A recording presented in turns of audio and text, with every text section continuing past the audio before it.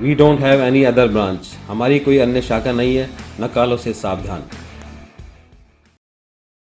Hello everyone, तो आज आपने कैप्शन में देख ही लिया होगा। आज मैं आपको टिप्स बताने जा रही हूँ how to build your vocabulary.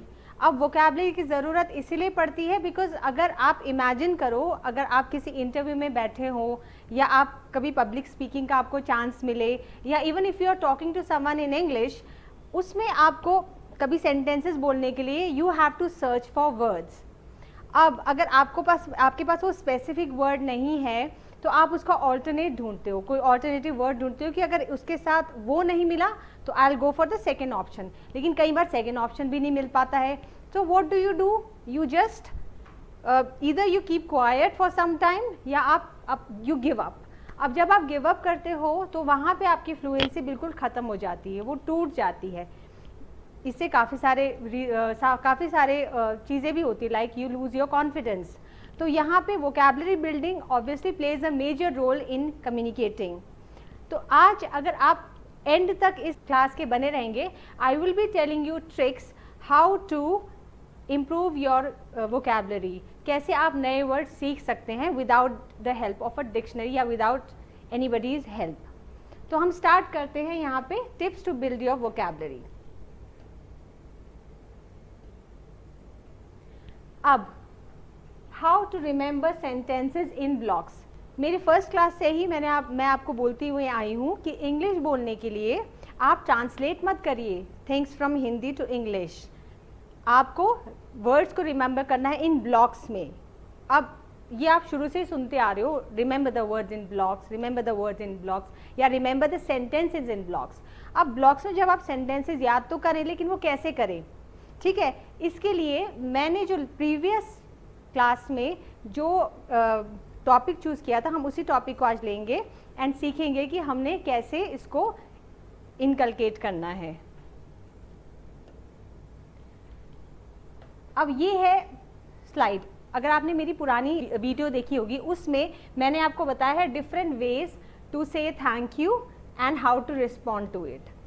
अब थैंक यू एक ऐसा वर्ड है जो कि हमें या तो किसी को बोलना पड़ता है एवरीडे बेसिस मोस्टली, या थैंक यू को रिस्पॉन्ड करना पड़ता है। इसलिए मैंने सबसे इजी चीज़ ली है आज, phrases to say thank you and respond to it.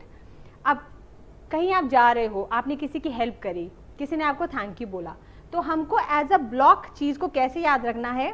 अपने दिमाग में एक चीज़ ठान लीजिए कि आज मुझे, there are 4 sentences here I have given to you, 4 में से आज मैं मे बी 2 सेंटेंसेज यूज़ करूँगा या जस्ट 1 सेंटेंस यूज़ करूँगा। तो वो अगर आप अपने दिमाग में एज अ ब्लॉक याद करेंगे, ब्लॉक का मतलब है this, I really appreciate it. ठीक है, तो अगर आपको किसी ने थैंक यू बोला, तो in return instead of saying you are welcome, you can use this word I really appreciate it, या you can use this sentence I really appreciate it। ठीक है, सो यही ब्लॉक की मैं बात करती हूँ। अगली बार जब मैं ब्लॉक की बात करूँगी, that remember the sentences in block, इसका मतलब यही होगा। ठीक है, सिमिलरली यहाँ पे अगर आपको थैंक यू का रिस्पॉन्ड करना है, so you can respond by easily by saying no worries as a block. अब आपको अपने दिमाग में ये फोकस रख लो कि मुझे किसी को थैंक यू बोलना है, तो मुझे ये 4 में से एक सेंटेंस यूज करना है। When I have to respond to someone, then I will use 1 from these 4 sentences. ये जो सेंटेंसेस हैं डेली यूज़ में कभी ना कभी आपका यूज़ होगा, इसलिए मैंने ये पिक किया है। तो हमारे पास ये सेकेंड ऑप्शन भी है। सेकेंड ऑप्शन में यहाँ पे देखो, phrase is to ask someone how are you और रिस्पॉन्ड टू समवन। जब हम बात करते हैं किसी की कि कैसे हो, इसमें ज़रूरी नहीं है कि आप किसी के साथ फेस टू फेस हो अगर हो और तब बात कर रहे हो तो वो बहुत अच्छी बात है। ठीक है, नथिंग गुड देन दैट। लेकिन अगर हम यहाँ पे किसी से फेस टू फेस नहीं है, बिकॉज अभी सोशल डिस्टेंसिंग भी चल रहा है, maybe you are not meeting your friends as well, तो हम यहाँ पे we can call our friends also. आप अपने फ्रेंड्स को कॉल कर सकते हो, और यहाँ पे कोई ऐसा नहीं है जो ये नहीं बोलेगा कि नहीं मैं अपने फ्रेंड से दिन में एक बार बात नहीं करता हूँ या एक दो दिन में एक बार बात नहीं करता हूँ, राइट। तो यहाँ पे just call up your friend and ask okay how is it going, या hello what's up.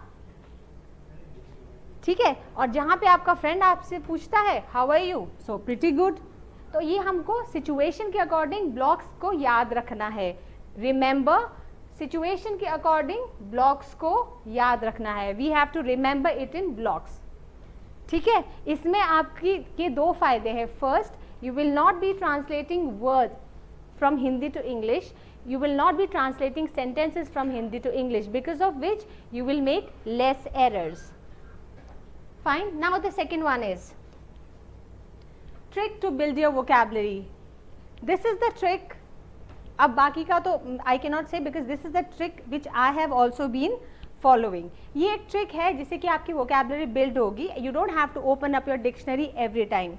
The only time when you will open up your dictionary is to confirm whether you are right or wrong. ठीक है, you don't need anybody's help, trust me, and it works, it really works. अब हम बात करें इसको बताने के लिए I have taken a paragraph. ठीक है, the paragraph is like this. People make giant size paperboard effigies of the three principal demons like Ravan, Meghnad and Kumbhakarna. So मैंने दशहरा का टॉपिक लिया है because दशहरा से obviously all of you can relate this situation with Dussehra, या सबको पता ही है कि दशहरा में क्या होता है, तो आप लोगों को समझाना इजी होगा एंड रिलेट करना इजी होगा। ठीक है, अब आप ये सोचो कि आपके पास ये पैराग्राफ कहीं न्यूज़पेपर में आया है, ओके, या किसी आर्टिकल में आपने पढ़ा है, किसी बुक में पढ़ा है कि दशहरा में क्या होता है। अब यहाँ पे कुछ वर्ड्स ध्यान से देखना, there are some words here which may be new to you, may be new to you. I am not saying that they are new to you, may be new to you. अब इसकी meaning को हम कैसे देखते हैं, यहाँ पे अगर हम देखा जाए, I'll read this paragraph for you, then हम सीखेंगे कि हम इसको कैसे रिलेट करें। People make giant size paperboard effigies of the three principal demons like Ravan, Meghnad and Kumbhakarna. तो यहाँ पे we have learn some new word which is demons. This is the pronunciation of this word, demons. ठीक है, पहले demons भी बहुत ज़्यादा लोग बोलते थे, now it is demons. So whenever you pronounce this word or whenever you get a chance to pronounce this word, use it as demons and not demons. Okay, उसके आगे बढ़ते हैं, they are then filled with firecrackers. I am sure ये तो सबको पता होगा because people in India are very fond of firecrackers in Diwali. तो यहाँ पे firecrackers का मतलब होता है आतिशबाजी. Okay, in order to burn them. अब हम यहाँ से यहाँ तक आ गए हैं, but एक चीज़ जो शायद majority of the people did not understand is this effigies. अब effigies क्या है? Effigies क्या है? इसका meaning is in this sentence only, in this section only. अब यहाँ पे क्या बोल रहा है कि रावण, मेघनाद एंड कुंभकर्ण के effigies बर्न होते हैं, तो effigies को हम क्या बोल सकते हैं? सोचो, you have 10 seconds to think कि effigies का मतलब क्या होता है? Think.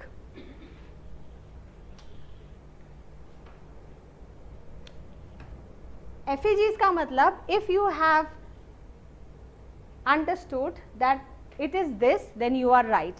Effigies का मतलब होता है पुतले. अब effigies हम सिर्फ दशहरा में ही बर्न नहीं करते हैं. Effigies are also being burned जब किसी लॉ के खिलाफ कोई धरना देता है या they really oppose some law, जैसे कि the students burn the effigies of the political leaders in order to show their anger, in order to show their resentment. ठीक है, अब आगे बढ़ते हैं. A man plays the role of Lord Rama. Plays the role. अब again ये sentence जो है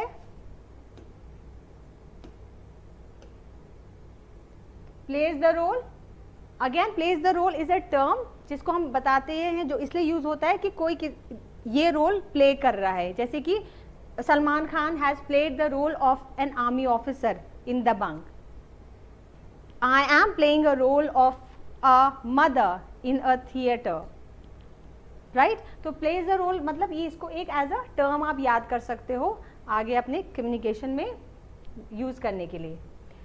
plays the role of Lord Rama and shoots fiery arrows. fiery का मतलब होता है कैसे. अब imagine करो situation कि दशहरा में effigies are there और राम जो shoot करते हैं arrow.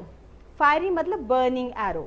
ठीक है. So यहाँ पे you have learned again a new word, fiery arrows at the effigies to burn it down. देखो आगे जवाब मिल गया. फायरी एरोज, जलते हुए एरोज, किसको क्या करने के लिए? बर्न करने के लिए एफिजीज को. People usually invite a chief guest to act as Lord Rama and burn that effigy down. This event is organised in an open field with thousands of spectators. So spectators, what is the meaning of spectators? Spectators उनको बोलते हैं जो देखते हैं, those who watch something. Now there is a difference between audience and spectators. Audience वो होते हैं जो who are sitting like watching a movie. अगर कोई movie theater में बैठा है, most of the people are there, so they are audience because they are watching also and they are listening also. Spectators में they don't listen probably, they are there to see. जैसे cricket match के लिए spectators होते हैं, football match के लिए spectators होते हैं. सो स्पेक्टेटर्स मतलब just to watch and audience मतलब लिसनिंग पार्ट में ज़्यादा ध्यान देते हैं. सो यहाँ पे with this I am going to end this class now. Just a quick recap. Today we learned a trick how to build your vocabulary. In a paragraph, how many words did we learn? We learned 1, 2, 3, 4, 5, 6. So in a short paragraph, we learned 6 words today with pronunciation, its meaning and its usage. All right. And I also gave you some tips. How can you speak to someone? How can you build your vocabulary in order to speak to someone? ठीक है. जाने से पहले I would like to thank all of you who have been commenting on my videos. But आपको एक बात बोलना चाहूँगी, एक टीचर का जो वर्क है वो तब दिखता है when the student progresses. So I am teaching you online. तो मुझे कैसे खुशी मिलेगी या how will I come to know that you are working on it? Instead of writing thank you, you can just write a simple one line. Okay ma'am, today I practise this, today I practise this word, I learn this word. That will be a very good thing for me to know what you are doing in your life, what progress are you doing in your life, right? With that, I say goodbye to you. See you next time.